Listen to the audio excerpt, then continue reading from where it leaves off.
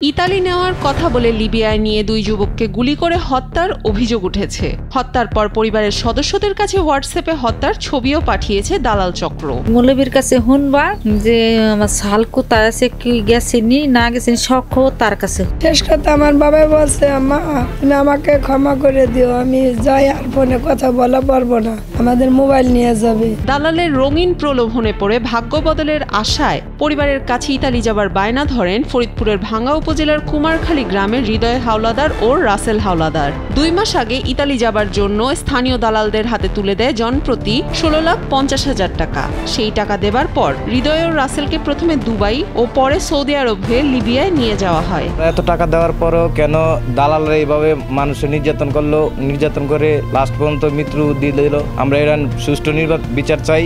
দালাল ইটালি না নিয়ে লিবিয়া রেখে মাঝপথে আমার ভাগ্নে সহ আরো আরেকজনকে মেরে ফেলা, দুজনের মৃত্যু সম্ভব জানা যায়, আরেকজনের মৃত্যু বা জীবিত কোনো হদিস পাওয়া যায়নি। লিবিয়া নেওয়ার পর থেকে দুজনের উপর চলে নানা অত্যাচার, নির্যাতনের ছবি দেখিয়ে পরিবারের কাছে চাওয়া হয় টাকা দিতে না পারায় হৃদয় ও রাসেলকে গুলি করে হত্যা করে দুর্বৃত্তরা, আর সেই হত্যার ছবি তাদের পরিবারের কাছে হোয়াটসঅ্যাপে পাঠানো হয়।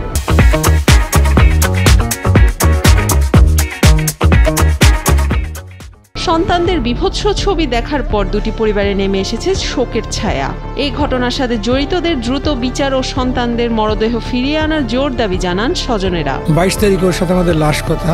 22 তারিখে আমাদেরকে বললো যে আমাদেরকে গেমে নিয়ে যাইতেছে, আর কথা বলা যাবে না। তবে একটা কথাই বলে রাখি যে আমাদের যদি কিছু হয় এর জন্য সম্পূর্ণ দায়ী হচ্ছে আপনার ওই আনোয়ার মাতবার আর তার শ্বশুর। গতকালকে দিয়ে আমাদের ছেলে লাশের ছবি আমাদের মোবাইলে ফেসবুকে চলে আসছে। এখন তার আমাদের অবিশ্বাস কিছু মতো নাই। তা আমরা, আপনারা যখন আসছেন আপনার মাধ্যমে আমরা সরকারের কাছে মকুলভাবে আবেদন করতেছি যেন আমাদের ছেলের লাশগুলো যাতে দেশে আসে। নানা প্রলোভন দেখিয়ে যারা গ্রামের সহজ সরল মানুষকে বোকা বানিয়ে বিদেশে নিয়ে জিম্মি করে টাকা আদায় করে, সেই সব দালালদের চিহ্নিত করে দৃষ্টান্তমূলক শাস্তির দাবি জানান ঘাড়ুয়া ইউপি চেয়ারম্যান মনসুর আহমেদ। সেই ভিডিওটা দেখার সাথে সাথে আমি পরিবারের সাথে যোগাযোগ করি। এসে শুনি যে এই স্থানীয় দালাল চক্রের ফাঁদে পড়ে এরা তার ছেলে দুটোই প্রতিবেশী দুজন লোককে পাঠানোর পথে যে টাকা তাদের বাজেট দাবি দেওয়া ছিল সমস্ত টাকা দেওয়ার পরও এই ছেলের দুটোকে গেম দেওয়ার কথা বলে গেম না দিয়ে গুলি করে মেরে ফেলে। লিখিত অভিযোগ পেলে প্রয়োজনীয় ব্যবস্থা নেওয়া হবে বলে জানান ভাঙ্গা থানার ভারপ্রাপ্ত কর্মকর্তা মোহাম্মদ মকসিদুর রহমান। তারা মোটামুটি গেছে হচ্ছে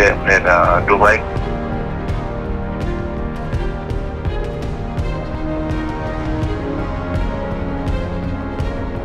যদি অভিযোগ পাই, অভিযোগ প্রাপ্তির সাপেক্ষে আমরা আইনগত ব্যবস্থা নেব।